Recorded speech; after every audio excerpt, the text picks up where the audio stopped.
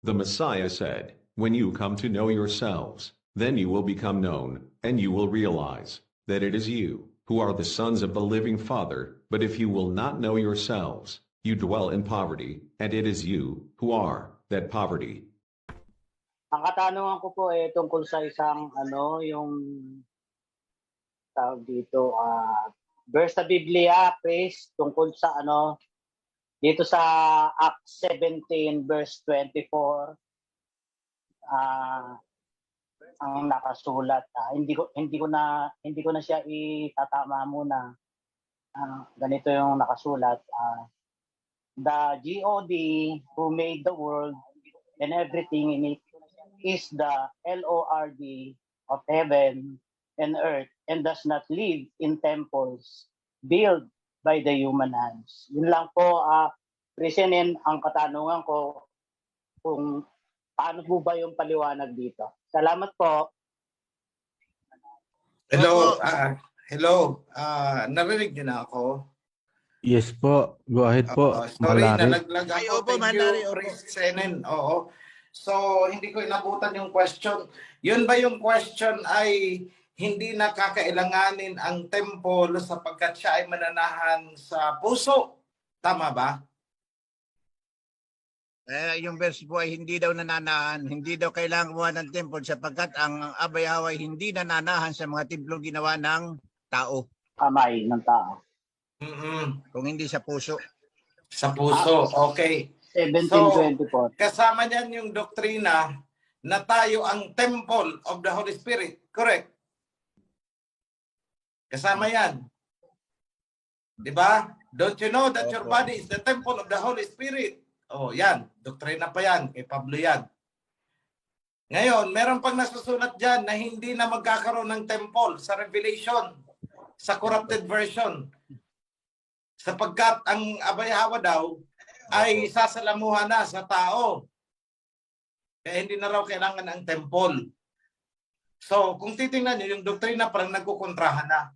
Ang sabi ay, hindi na kailangan ng templo kasi sasalamuhan na siya sa atin, sa tao. Pangalawang doktrina, hindi kailangan ng temple sapagkat tayo ang temple, yung katawan natin. Tama? Tapos pangatlong doktrina, hindi siya mananahan sa templo na gawa ng kamay ng tao. Correct? So tatlong version yan ng doktrina. Unahin ko yung hindi mananahan sa templo na gawa ng kamay ng tao. Unahin ko yan. Kayo ba'y naniniwala sa sinabi ni Abay-Hawa na I am Yahweh, I did not change. That's why you descendants of Jacob did not perish. Ako si Yahweh, ako'y hindi nagbabago. Kung kaya't kayong mga angkan ni Jacob ay hindi tuluyang nasira o nalipol. Naniniwala po ba kayo dyan? Sa Malakayan, nakasulat eh. Mga kapatid, naniniwala kayo dyan na si Yahweh ay hindi nagbago? Opo. Okay. So that is the premise. Yada. Ngayon, bumalik tayo sa panahon na nagpagawa siya ng temple. Panahon ni King Solomon. Igawa niyo ako ng temple. Doon ako manananahan sa piling nyo. Nung nasira ang unang temple, nagpagawa ulit ng pangalawa. Ang sabi nga ng Aba, is bakit nyo inuuna ang inyong mga sariling mga tirahan samantalang ako ay walang templo na tatahanan. Correct? Yada. Okay. So, ibig sabihin, gusto ng Aba, meron siyang templo kung saan siya mananahan. Correct. Yan ang gusto niya. Tama po ba? Tama, yada po. At ipasok mo doon ang sabi niya, ako'y hindi nagbago. Ako si Yahweh, hindi ako nagbago. Ibig sabihin, kung ano ang desire ng puso niya noon, hindi nagbago. So gusto niya pa rin ng temple. Ganun yung kasimple. Ngayon, ipasok natin ang Malakay ulit. chapter 3. Anong sabi niya? Sa muling pagbabalik ni King Ahasuerus, saan siya tutuloy? Sa temple. Kaya nga pagdating sa Matthew, anong sabi? Huwag kayong maniniwala kapag may nagsabi na ako'y naroon sa isang silid. Huwag kayong maniniwala. Bakit? Kasi saan siya? Doon sa kanyang temple. Yun ang nasusulat sa Malakay. Pag pinag-combine mo, yung Malakay at saka yung sa Matthew, na huwag kayong maniniwala kung may magsabi sa inyo na ako'y naroon at naririto na sa isang silid, nasa chamber. Huwag kayong maniniwala. Bakit? Nasaan pala siya? Naandun kay Prophet Malakay ang sagot. Ako'y paroroon sa aking temple. So dapat pala may maihahanda na temple para sa kanya. At paano maihahanda? Nasa Malakay chapter 3 ulit. I will send my messenger to prepare for my coming. So ano ang ihanda natin? Accommodation. So saan ulit siya? Tutuloy sa kanyang temple. Okay. So yan ang pangbalga natin sa mga doktrina na hindi siya mananahan sa templo na gawa ng kamay ng tao. Bakit? Kung ganyan pala siya, sana hindi siya nagpagawa kay King Solomon noon ng temple. Kung saan siya tumahan. O di ba gawa ng tao yun? Bakit siya tumahan doon? Tapos ang sabi niya, hindi nagbabago. Hindi ako nagbago. Ganun pa rin. Ngayon, pag-usapan natin, yung sinasabi naman na ang templo daw ay ang ating katawan. Alam ba ninyo na ang Abayahawa ay ayaw na ayaw ng isang defiled na lugar? Would you believe in me? Ayaw niya ng defilement. Kaya nga, yung may mga menstruation, hindi pwedeng pumasok.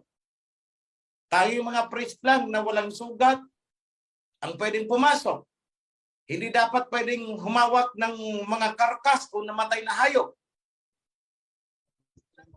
Di po ba? O ngayon, kung siya ay mananahan sa ating katawan, anong meron sa ating katawan? Tae. O paano siyang papasok sa atin?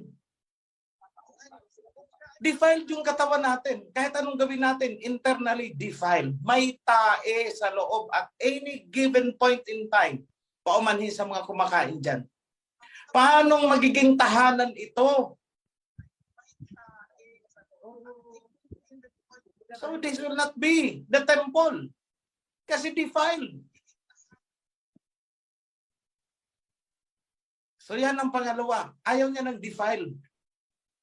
More so, isang lugar na may tae. O bakit siya tatahan sa katawan natin? Hindi po ganun yun. Mananahan daw sa puso. Tanungin natin, yung mga tiyanos na nagsasabi ng ganyan, mananahan ba ang Abayahawa sa puso ng mga tiyanos na sumisipa sa kanyang covenant? Sige, mag-isip po kayo. Mananahan ba ang Abayahawa sa puso ng mga tao na ayaw sumunod? Bagkus sinisipa ang kanyang covenant at itinatakwil ang kanyang pangalan? Mag-isip kayo, mga kapatid. So, ibig sabihin, yung mga nilalaman na ganyan na pagkakasulat ay corrupted version. Yada. At yan po ay itinatama natin. Alin ang nagtutuwid niyan? Mismong ang mga salita ng Abayahawa. Ika-counter-check natin. Kung hindi siya nananahan sa templo, nagawa ng kamay ng tao, bakit nanahan siya sa temple na itinayo ni King Solomon noon? You see? Nakita nyo? At ang sabi niya, hindi ako nagbabago kahit kailan. malakain. Hindi ako nagbago.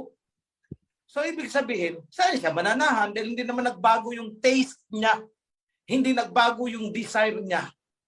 Dahil hindi naman daw siya nagbago. Saan ba siya mananahan? Sa isang templo. Tapos, ganun kasimple. Yada. Yada.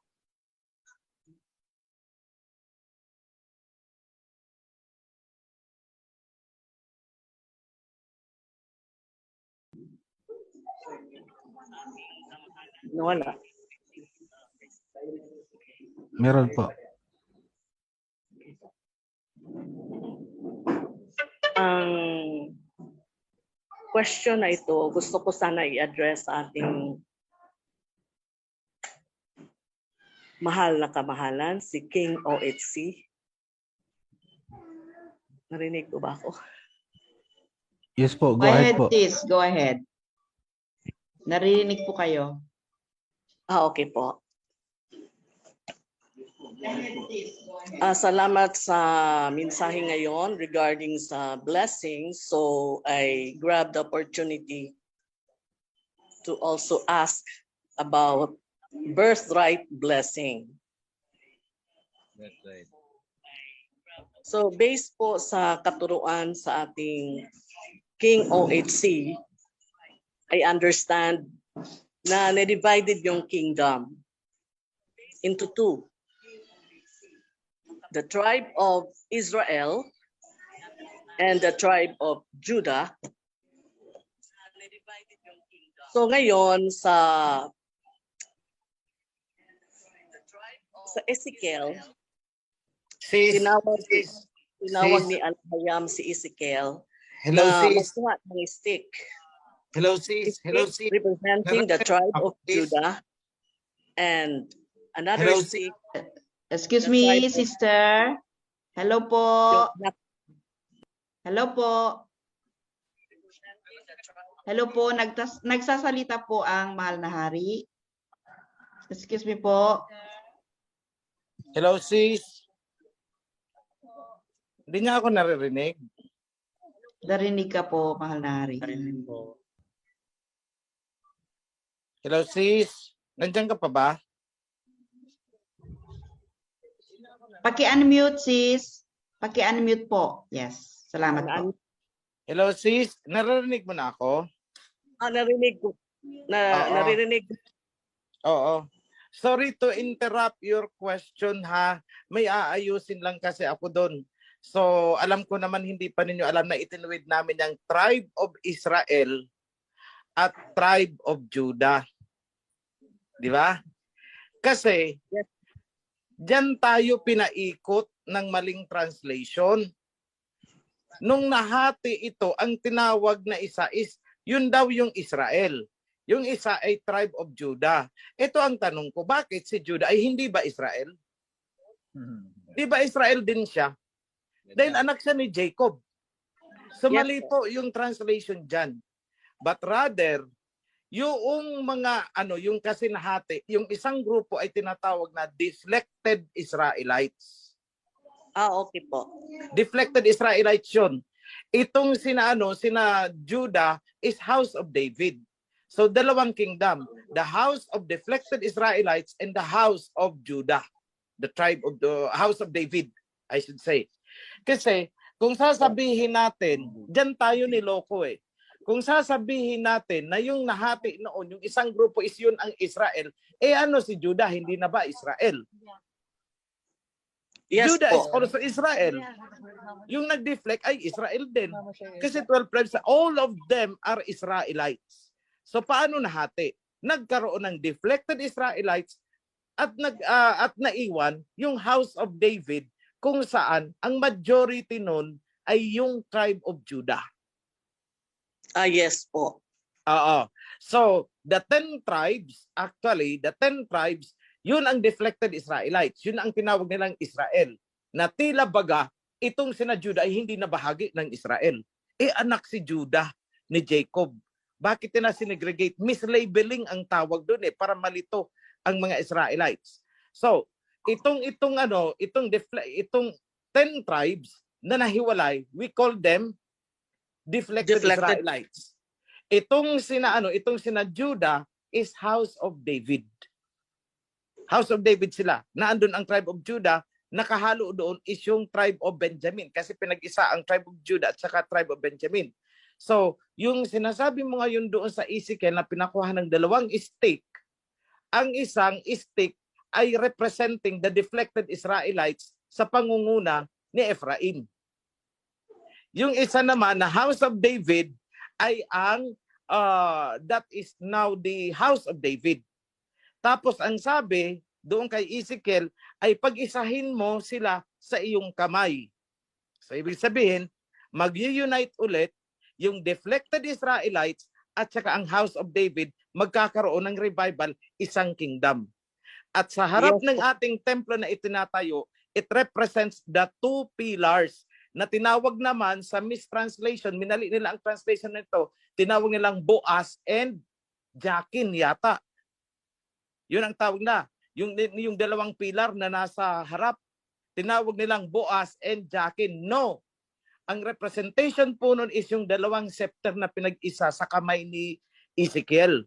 The deflected Israelites ang isang pilar, Ephraim, and the House of David, tribe of Judah. Mag-unite ang dalawa. Yun ang ibig sabihin noong hula ni Ezekiel, nung prophecy ni Ezekiel.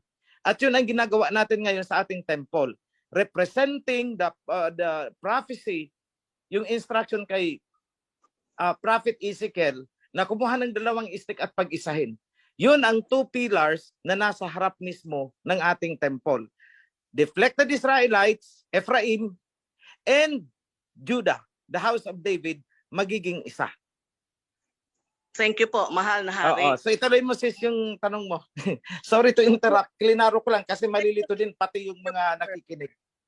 Yes po, thank you po, mahal na hari. For the clarification, na divided yung kingdom, the other kingdom, deflected Israelites, ang yung isa, House of David.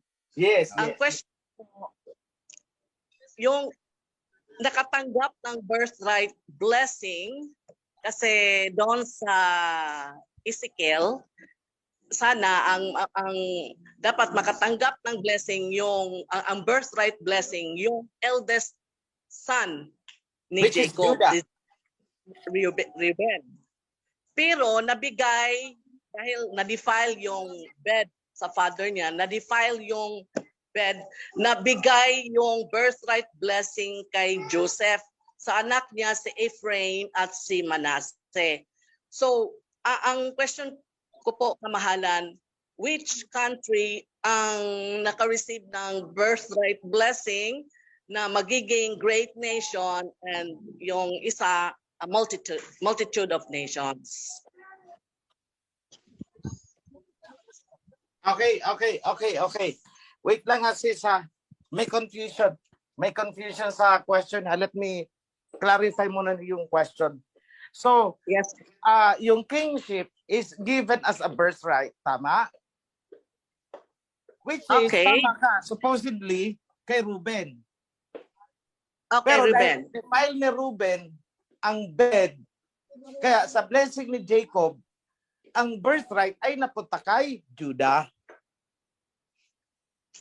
Ay, Kay Judah, yes. Kaya nga ang sabi, the scepter, the ruler's staff will not depart from Judah until, conditional yon, until such time na dumating yung karapat-dapat na humawak doon. So ibig sabihin, kapag sumibol na yung karapat-dapat na maghawak doon, ipapasa yon ni Judah, ng angkan ni Judah. Ibig sabihin, the recognition, i-give up nila, i-recognize nila yung darating. Ngayon, sino yung darating? Yun ang kay Ephraim. Bakit kay Ephraim mapapasa? Kasi nung blines ni Jacob si Ephraim at Manasseh, although bunso itong si Ephraim, younger than Manasseh, si Manasseh ang older, pinag-criss-cross ni Jacob ang kanyang kamay at ang sabi niya, kahit ito ang nahuli, pero siya ay magiging great nation. So, ibig sabihin, yung birthright ay napunta kay Ephraim. Dahil siya ang pinatungan ng kanang kamay ni Jacob, which is supposedly para lang sa panganay. So, ngayon, sabi ni Jacob, I adopt them as my own, in my own name. Yun ang nag-supersede, tinabunan nun yung birthright ni Judah. So si Ephraim ngayon ang recognized as the firstborn. Sinabi din niya ni Abba Yahweh, isn't it that Ephraim is my firstborn? Mga priest, pakihanap lang po yan. Nakita natin yan somewhere. Kung hindi ako nagkakamali, nasa book of Isaiah yan. Na sinabi niya, isn't it that Ephraim is my firstborn? So ibig sabihin, ang recognized na by virtue of the blessing of Jacob is Ephraim. Yun therefore ang tinutukoy doon sa blessing kay Judah na hahawakan mo ang ruler's staff until such time that the right person comes. Saan manggagaling? Ephraim. Yes po. So that is why we could say na since dito sumibol sa atin ang rulership, dito sumibol ang revival of the kingdom, as in wala naman sa buong mundo, ibig sabihin, we are tribe of Ephraim. Thank you po, Kamahalan, for that satisfying answer, clarification. We are the tribe of Ephraim. Ngayon, si Ephraim at saka si Manase magkamukha. Tingnan nyo ang Manase na naandyan sa pagitan ng India at saka China. Hanggang ngayon, naghihintay sila kay Judah. Ang hindi nila alam, manggagaling kay Ephraim. Pero tingnan nyo mga itsura nila. Kahit ikaw sis, may kamukha ka sa kanila. Ganyan po ba? Yes. Thank you po, Kamahalan. Magkakapatid kasi. Yes. Exactly. Oo. So sumasayaw sila ng tinikling, sumasayaw din tayo ng tinikling. Pareho. But then, naandito sa atin sumibol yung sinasabi na the righteous branch. Kung hindi natin yan tatanggapin, okay, sige, assuming na hindi tayo, sino? Wala ka nang maituturo. Wala na. Buong mundo, wala ka nang maituturo.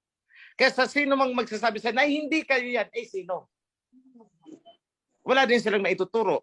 Kaya ang lagi kong pang-ano sa kanila is, if hindi nyo kayang tanggapin ang sinasabi ko, then prove me wrong. Patunayan yung mali ako. Doon lang ako magko-concede. Because if you cannot prove me wrong, I will not concede to you. Yan ang sinasabi ko sa kanila. And that is how we should handle such intrigue na mga ganon. Prove me wrong. Sige, patunayan yung mali ang sinasabi ko. Hindi nila kaya yun. So I hope I have answered your question, sis. And also, I hope it brings clarification sa mga nakikinig. Thank you for that question. Thank you po, King OHC.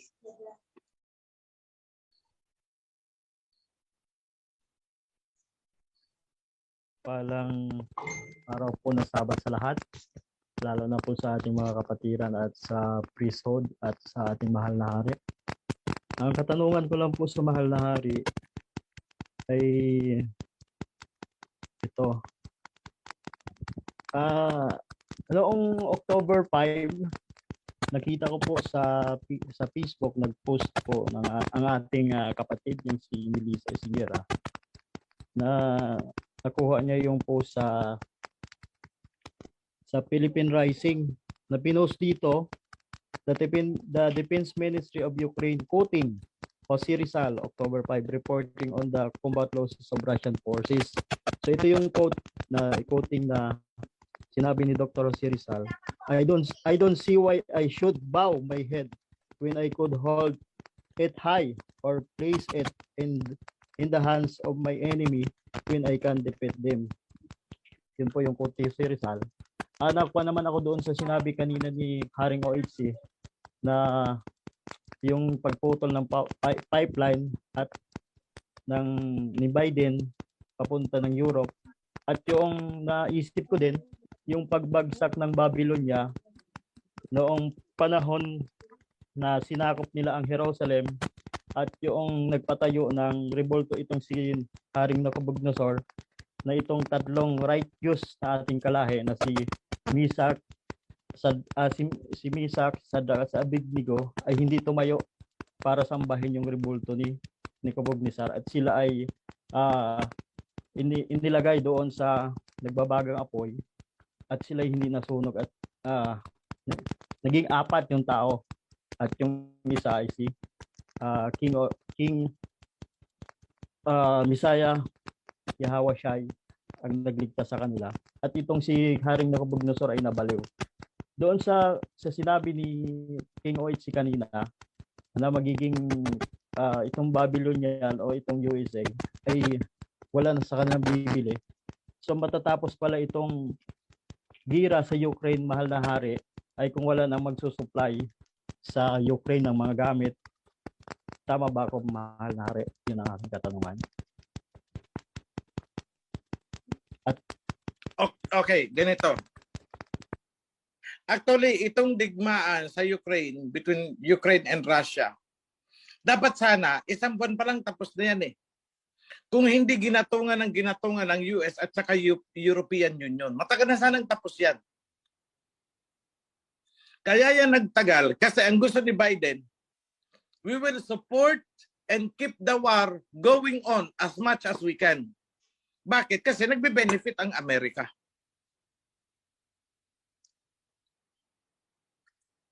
Yun ang ano. And because of arrogance, napaka-arrogant ni Biden. Sobrang arrogant. He is the typical reflection of King Nebuchadnezzar. Kung anong nakikita niyong personality niya ni Biden, yun ang personality ni Nebuchadnezzar. At ang personality ni Nebuchadnezzar is yun ang personality ni Lucifer. The first king of Babylon is Lucifer.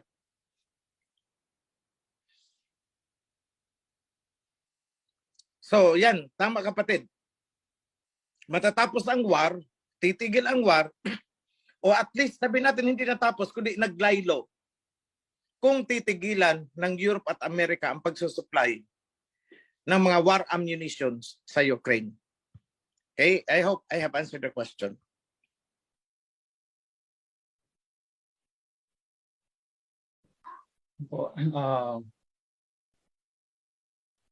Happy Holy Sabbath po sa lahat ng mga kapatid. At pagbati po ng Holy Sabbath, mahal na hari. Mahal na hari, natatanong ko lang ito dahil samantalay ko lang. May narinig ako dati na isang debate between isang Filipino preacher at isang Japitite scientist. At ang paniniwala ng Pilipino, ginigit niya na ang bahang gunaw na nangyari sa panahon ng Lolo Noah ay confined lang sa lugar kung saan nandoon si Lolo Noah. At ang paniniwala ng isang Japitite scientist, ang bahang gunaw na nangyari nakasulat po sa Genesis ay buong mundo. Ang paniniwala ng Filipino preacher ay confined lang sa lugar nila. At ang paniniwala ng isang Japitite ay buong mundo. Ano po ang totoo diyan, mahal na hari? Buong mundo, but not all at the same time. Nagawa mo, bro, ang ibig kong sabihin, buong mundo. Pero hindi sabay na nangyari. Parang ganito lang. Lagyan mo ng sabaw ang isang pinggan. Ikiling mo muna sa kaliwa. So yung nasa kanan na bahagi ng pinggan ay nakalutang. Walang tubig. And later on, baliktarin mo. Yung nasa kanan naman ang ibaba mo. Yung kaliwa naman ang walang tubig. So we could say na buong pinggan ay inabot ng baha, although hindi sabay. That is the more possible. Now, that is also supported. Then nakikita sa topography ng lupa ang parang dinausdusan ng tubig. Ibig sabihin, kumiling ang mundo during the time.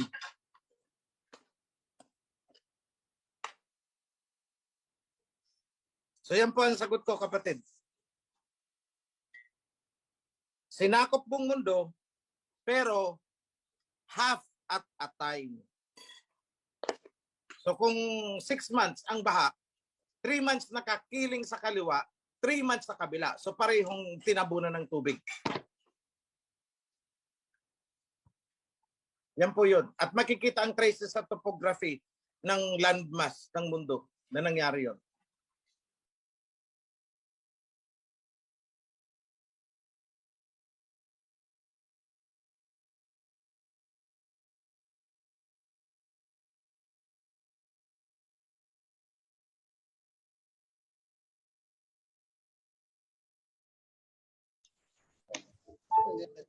Hello po mga kapatid, sabat po.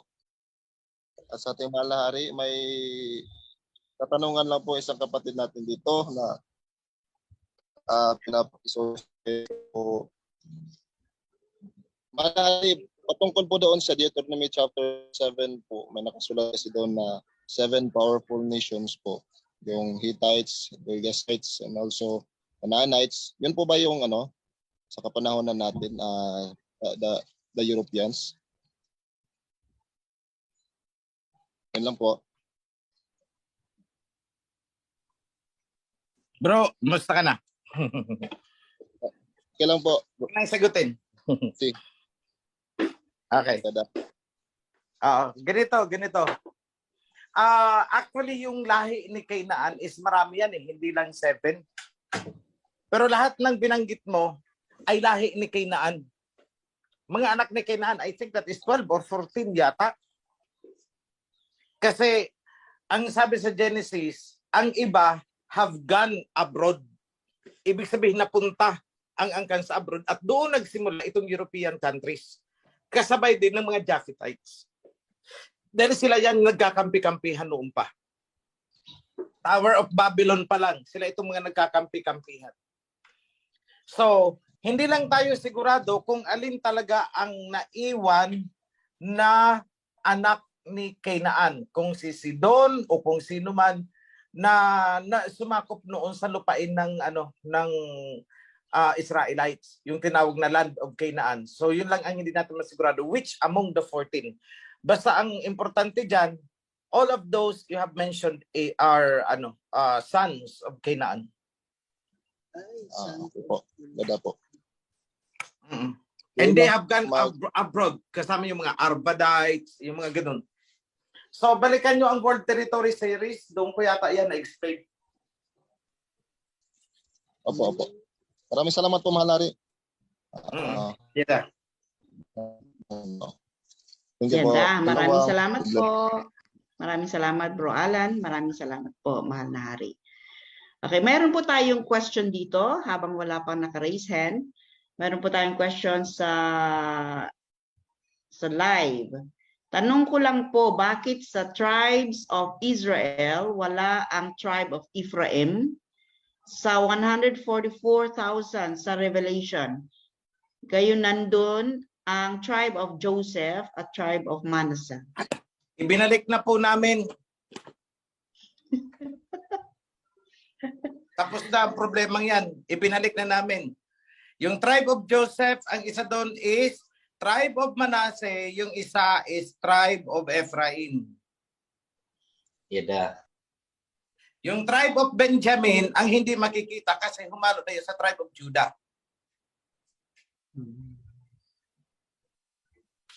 If I recall it right, If I recall it right. Pero sa issue na bakit wala sa Ephraim, binalik na po namin.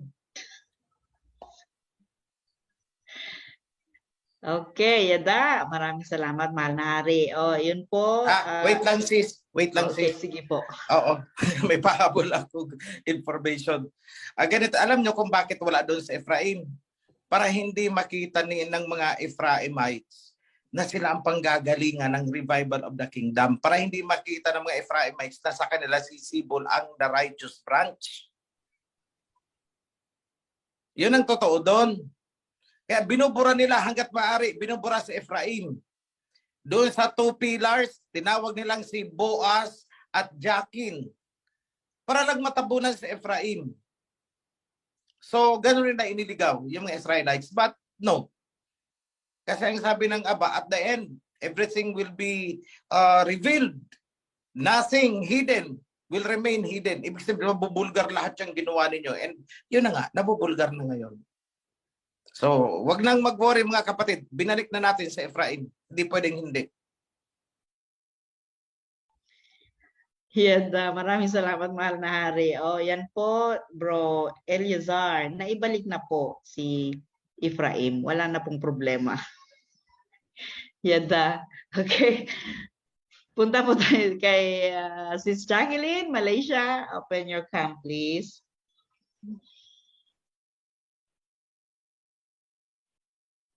Blessed Holy Sabbath before sa inyong lahat at lalong-lalo na sa ating buong priesthood at sa ating mahal na Haring Operio. Ito po yung katanungan ko po, mahal na Haring Operio. Ika-clarify ko lang po. Yung Matthew 12 verse 42 na sinasabi po sa King James Version, the Queen of the South shall rise up in the judgment with this generation and shall condemn it. Sis, for she hindi came po yan from queen. Hindi yan queen. King yan. King. Ayan. Opo, mahal na Haring Operio. King of Sheba yun, hindi queen.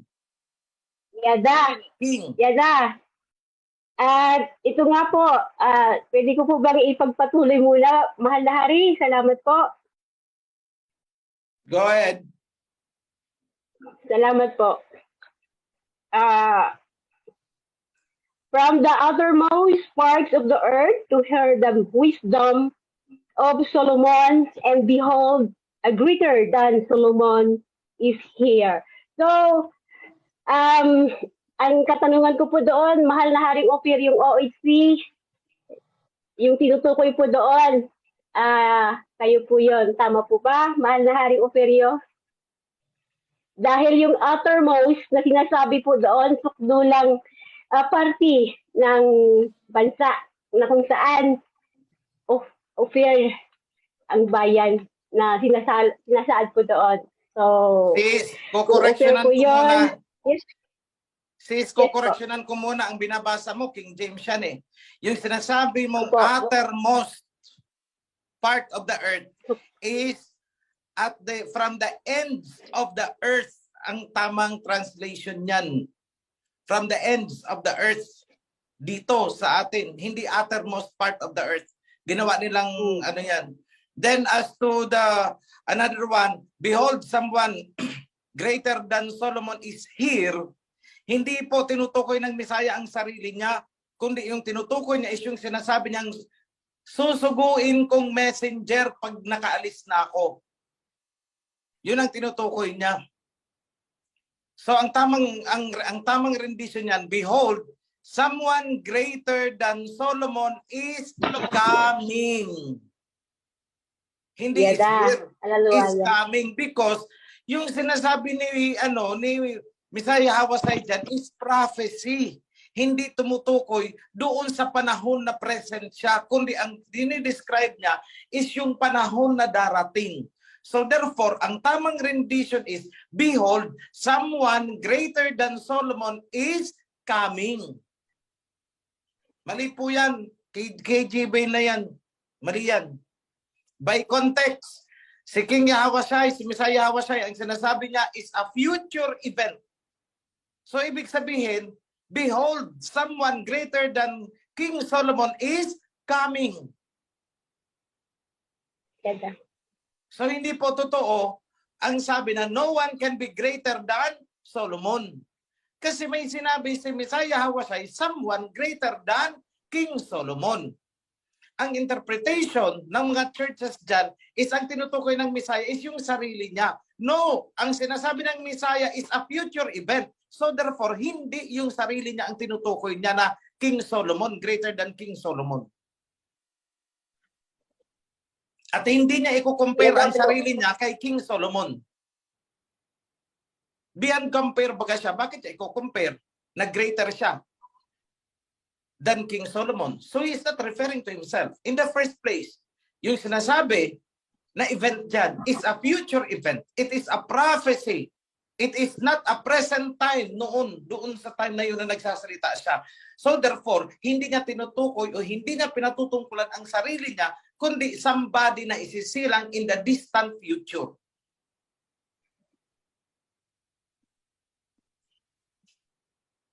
Yan na po, mahal na So, Haring as to Usirio. the next question, sabi mo, kung ako ba, ewan ko, hindi ko alam. That remains to be seen. Kayo ang makakakita, hindi ako. I don't claim anything. Yan na po. Salamat po, mga kapatid kong moderators. Be blessed. Shalom po sa inyong lahat.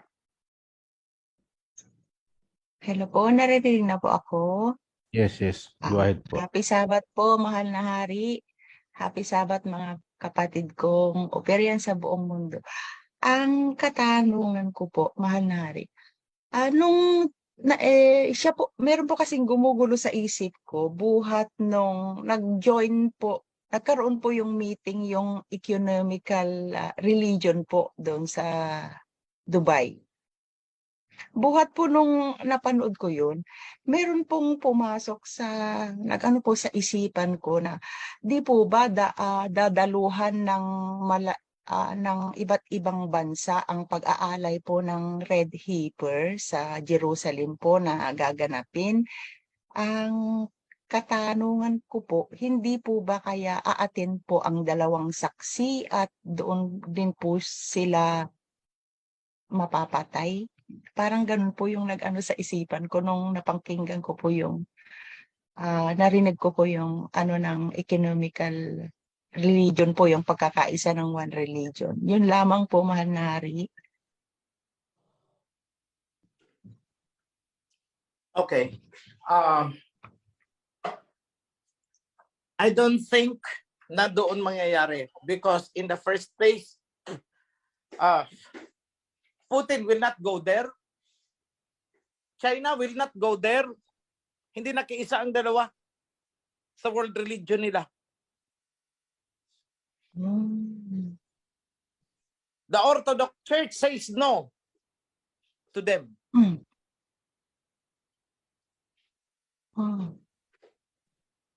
The Orthodox Church ng Russia said no to them. Salamat po. Ayun lang po nag-ano sa isipan ko, mahal na hari. Kaya Actually, ako po yung sinasabi mong pangyayari sa Dubai, that was recent years ago. Pero ang latest, kasi noon nagplano pa lang sila, convention pa lang yon, wala pang kasunduan, wala pang mga pirmahan.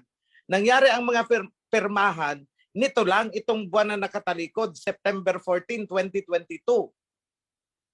Sa Kazakhstan nangyari.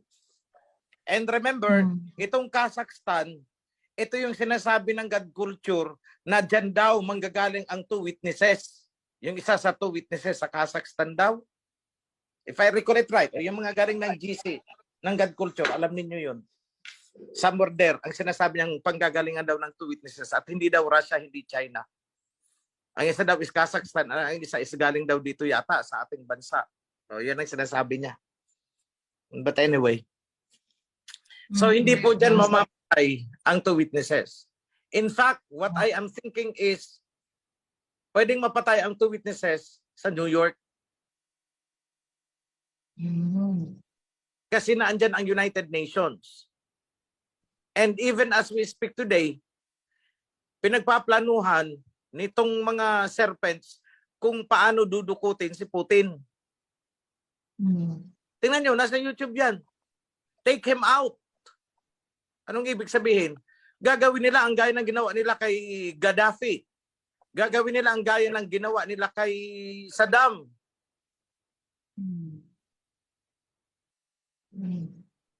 Oh, take him out. So yan po ang ano. So most likely, kasi ang sabi is, papatayin ang two witnesses sa Sodom in Egypt. So I explained that. Bakit tinawag na Sodom? Because New York is a sin city. Grabe ang ano dyan, sexual immorality. So it is comparable to Sodom. Ngayon, bakit tinawag na Egypt? Because ang foundation ng New York is itinayo sa likod ng mga slavery. Remember the transatlantic slave trade? Yung dinukot nila sa Africa, dinala dyan ang iba sa New York. At yun ang nagtayo ng unang infrastructure, mga kalsada, mga ancient building, even the Capitol building yata ng city ng New York, and even the railroads, mga ancient mga early structures niyan, mga kalsada niyan. Yang Manhattan Road diyan. Oh, those were built at the back of the slaves. At saka itong mga slaves na to, pinagmamalupitan nila. Kaya nga, meron diyang museum sa New York kung saan nakalagay sa ilalim nun ang mga nakalibing na susun-susun ng mga slaves.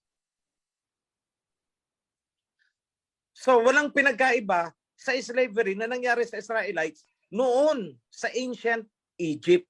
So that is why ang sabi, the two witnesses will be killed in Sodom and Egypt. So panoorin niyo ulit ang two witnesses, maintindihan niyo yan. In-explain ko yan doon very clearly. Bakit tinawag na Sodom and Egypt? Andon, balikan niyo yun.